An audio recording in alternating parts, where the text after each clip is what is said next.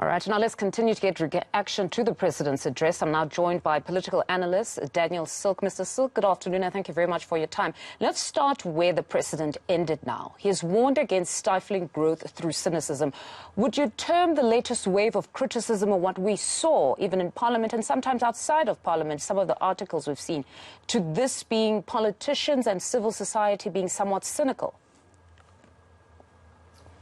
Well, look, I think that, cynicism in South Africa stems from years and years of promises, of platitudes, of rhetoric that somehow never really get acted upon. So one can forgive many South Africans and commentators, even like myself, for being somewhat cynical. But I think one has to look at the hard economic data coming out of South Africa.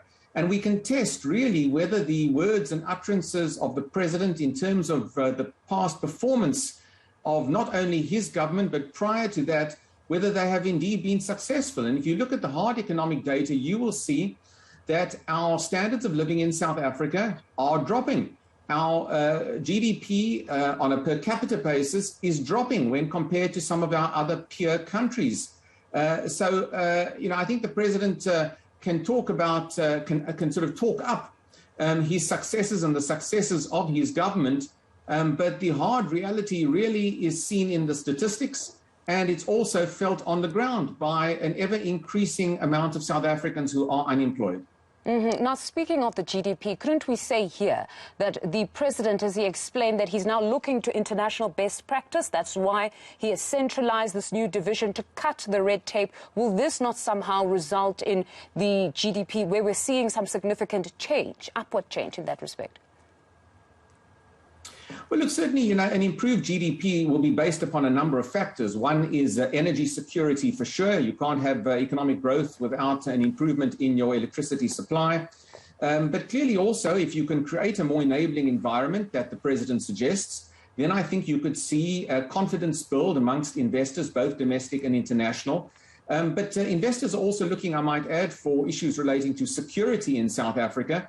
And the security position has also deteriorated. And we've seen ongoing spats amongst the various security agencies and personalities as well. So there's a long way to go here. But if the president can really implement what he says, and it's what we really said, after his SONA address on Thursday evening, if he can implement, if he can follow up the rhetoric with real implementation, then I think we can begin this arduous road of recovery that the president talks about.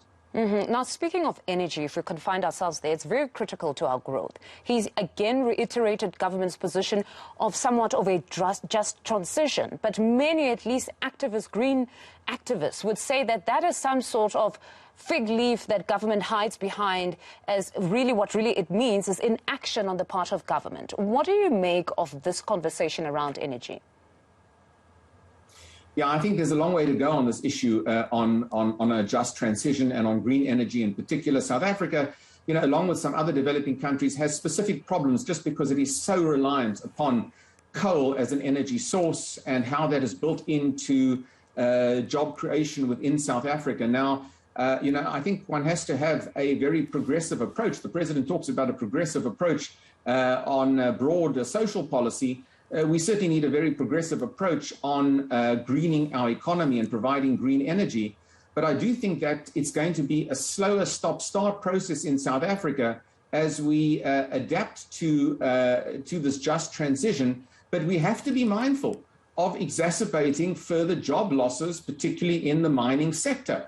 But, you can't talk down green energy because that's the future. You can't undermine issues relating to this just transition.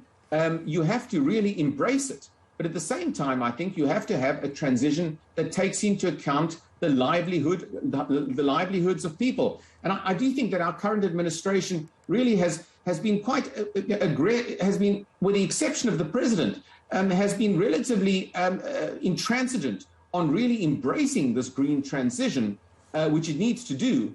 But for those in the environmental lobby, I think a deep understanding of the difficulties and the timelines available to South Africa and other countries in this instance really has to also be appreciated. So could we say they are intransigent in that respect then, if you're also saying that the lobbyists are not taking into account what it would mean for South Africa? Because I've listened to Minister Mantashe on numerous occasions stating that we have so much coal reserves in the country, we cannot afford it at this point. And some have even argued that some of these developed or established economies actually built their own economies on this dirty energy we speak of, and now perhaps are looking to have smaller economies such as South Africa abruptly end their own economic development agenda so quickly when they really do need this. So are they intransigent, or what can we say it is here? Are they not considering our economic trajectory?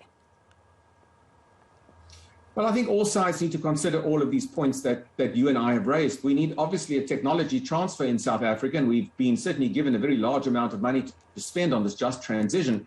And that technology transfer, I think, to enable us to green our energy program is going to be critical for success into the future.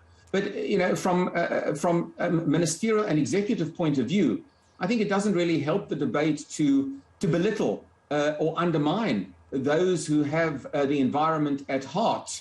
And I think, unfortunately, that's what we've seen from Minister Mantashe in recent months. But at the same time, an appreciation of this desperate need to keep people in jobs, at least for the foreseeable future, until we have that technology transfer and the ability to transform our economy, also has to be appreciated.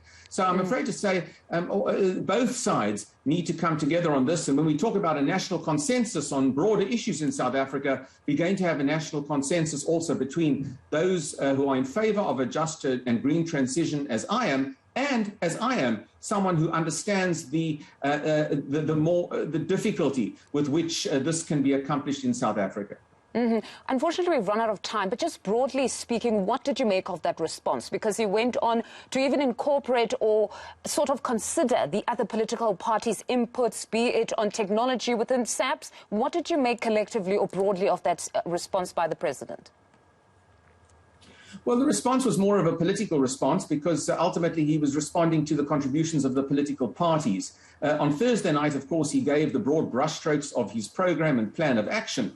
This was more political. It was also aimed, I think, to show up a degree of support within his own party. He made the point repeatedly about the developmental state being in partnership with the private sector. I think that was to offset some of the concern that the president was erring on the side of the private sector, given his pointed remarks on Thursday evening. So all in all, I think a much more political response than we've seen, and a response, I think, that perhaps will win him some friends amongst his own more concerned caucus and some of those factions within the ANC that really do question what kind of ANC economic policy does the president really want. No, Mr. Silke, thank you very much for your insights. That's political analyst Daniel Silke. Now, still to come on today.